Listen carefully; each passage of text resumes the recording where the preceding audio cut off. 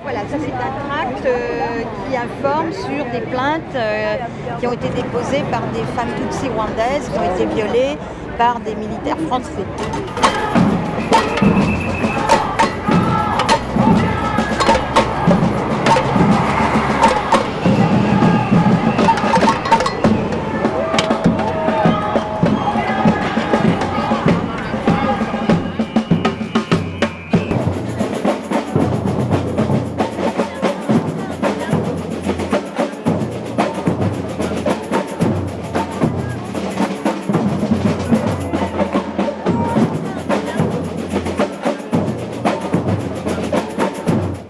En 1994, il y a eu un génocide terrible au Rwanda. Il y a eu 1 million de Tutsis qui ont été exécutés. À la fin du génocide, la France a envoyé une opération militaro-humanitaire qui était destinée à protéger les Tutsis.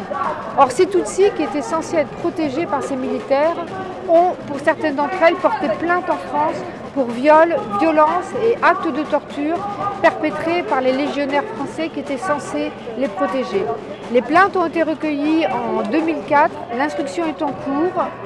Les chefs d'accusation contre l'armée française sont très importants, ce sont crimes contre l'humanité et participation à une association de malfaiteurs en vue de commettre un crime contre l'humanité.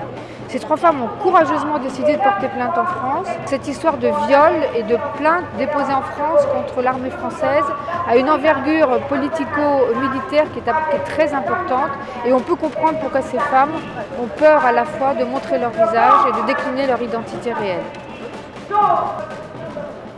Ces 3 femmes qui ont porté plainte contre l'armée française sont venues en France, elles ont été auditionnées au tribunal aux armées. Elles ont choisi en France de rester anonymes sur le plan de leur nom. On les appelle maintenant leur surnom, c'est Olive, Diane et Françoise. Et elles ont refusé les photographies ou les films lors des interviews. Ceci mis à part, elles ont une parole extrêmement précise.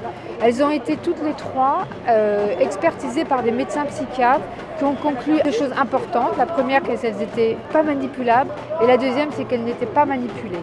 Donc ces femmes continuent leur combat et il y aura un jour un procès en France contre l'armée française.